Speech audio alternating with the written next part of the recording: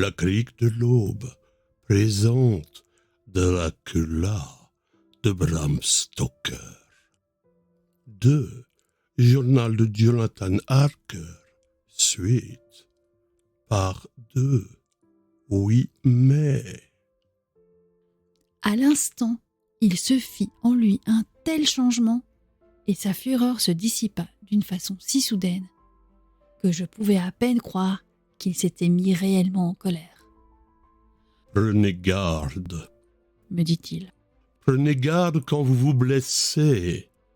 Dans ce pays, c'est plus dangereux que vous ne le pensez. » Puis, décrochant le miroir de l'Espagnolette, il poursuivit. « Et si vous êtes blessé, c'est à cause de cet objet de malheur. Il ne fait que flatter la vanité des hommes. Mieux vaut s'en défaire. » Il ouvrit la lourde fenêtre d'un seul geste de sa terrible main et jeta le miroir qui alla se briser en 1000 morceaux sur le pavé de la cour. Puis il sortit de la chambre sans plus prononcer un mot. Comment vais-je pouvoir me raser maintenant ? Je ne vois qu'un moyen, me servir en guise de miroir du boîtier de ma montre ou du fond du récipient où je mets mon blaireau. Ce récipient étant heureusement en métal. Quand j'entrai dans la salle à manger, le petit déjeuner était servi. Mais je ne vis le comte nulle part. Aussi bien, je déjeunai seul. Je n'ai pas encore vu le comte manger ou boire. Quel homme singulier! Après mon repas, l'envie me prit d'aller à la découverte du château.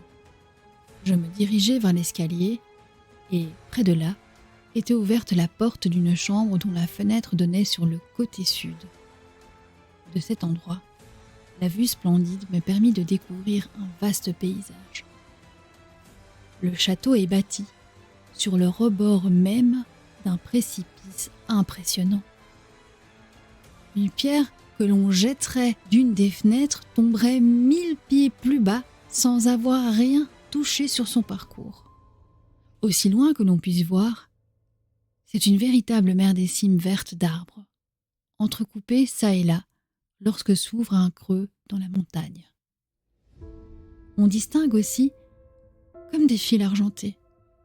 Ce sont des ruisseaux qui coulent en des gorges profondes à travers cette immense forêt. Mais je ne suis pas en humeur de décrire toutes ces beautés naturelles, car lorsque j'eus contemplé un moment le paysage, je poursuivis mon exploration. Des portes. Des portes. Des portes. Partout. Et toutes fermées à clé ou au verrou. Il est impossible de sortir d'ici. Sauf peut-être par les fenêtres pratiquées dans les hauts murs.